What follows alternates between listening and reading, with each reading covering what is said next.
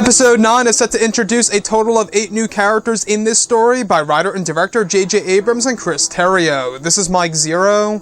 If you guys are new to the channel, do make sure to subscribe to see future Star Wars content. Now, that is one thing that a lot of people are very concerned about when it comes to the storytelling of Episode 9, is of course whether or not the 8 new characters that will be introduced in this movie will actually take away the screen time of both Kylo Ren and Rey in the film. Now, I would definitely have to say that I wouldn't worry about that too much, since a lot of the new characters are actually going to have screen time with characters like Kylo Ren, Rey, Leia, Lando, you name it. Now, these past couple of weeks or so, we've been learning a whole lot more about this film, and when it all comes down to one of the concept art descriptions, as well as one of the set leaks, we actually learn a little bit more about the identity of course, one of the new villains in Star Wars Episode 9. Now, specifically, it's described that one of the sequences that were filmed over in Cardington during the month of October included both Daisy Ridley and Adam Driver, with both of their lightsabers ignited, standing next to each other in front of an unnamed actor, portraying a new villain that is described to have long red hair and is said to be a humanoid female. It's described that the costume design for the villain is dubbed as Leader Kraith Ruan.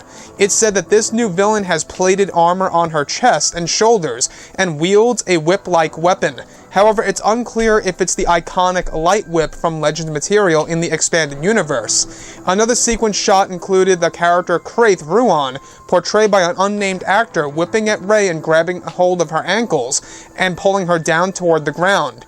It's unclear if the whip will be replaced with any special CGI or not, and/or special effects. One of the weapon props that were used on set was described as Kraith Ruan's whip, as well as Kraith Ruan's shield. It's actually said that this is a secondary villain, just under the main one that is said to appear in the second and third act of the film. Additionally, it's said that the character wears a hood and something similar to a bandana that will wrap around her head, covering her right eye. So what's really interesting about all of this is that I gotta say, it seems like it really is based on that character that turned Jason Solo to the dark side of the Force in the expanded universe. Now, I'm not quite sure if this character per se is really going to be a Sith, or if this whip-like weapon is going to be the iconic light whip that a lot of hardcore fans are very familiar with in, of course, the expanded universe. In case you guys are unaware, there was a lightsaber in the form of a whip in, of course, Legends material, which, by the way, is not canon. Very interesting weapon, guys, I gotta say. But the fact that this character is described to have red long hair really takes us back to that character in the expanded universe, without a doubt. Now, the thing here is this, alright? The character's name is actually dubbed and described to be named as Kraith Ruan. Leader Kraith Ruan, spelled C-R-A-T-H-R-U-H-A-N. So, very interesting name. It almost sounds like it is like a Sith or something around those lines that would come from the unknown regions, but this character in particular is also connected to the Beyond in Star Wars Episode 9, as well as the main villain in, of course, Star Wars Episode 9 by JJ. Now, we do know that JJ is using the new threat in this movie in order to really force the connection and force the interactions between both Rey and Kylo Ren in this movie, in order to really give us something very unique and original in the third act of the film. So, this actual character, dubbed as Leader Kraith Ruan, also has a couple of weapons, one of which is actually dubbed as Kraith Ruan's shield, and of course, the whip. So this character, it really does seem like, you know, it really is going to be based on something that we have seen during, of course, medieval times, or maybe something to do with the Romans and stuff like that. We do know that she also has a helmet in this movie at one point in time that's actually modeled after a popular Roman helmet.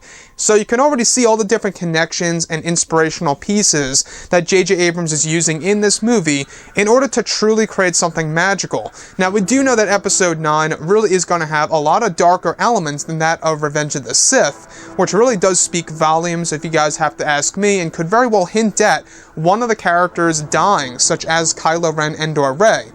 So the thing here that I like about this is that this movie seems to be moving in the direction where we will have 3 different factions. We will have the Resistance, the First Order, or whatever Kylo Ren's new order will be called in the movie, And we're also going to have this new threat in the film that originated from the beyond and actually comes from the beyond. So interesting things really are happening for this movie as we move through the months and get closer to the release date of episode 9 come December 19th of 2019.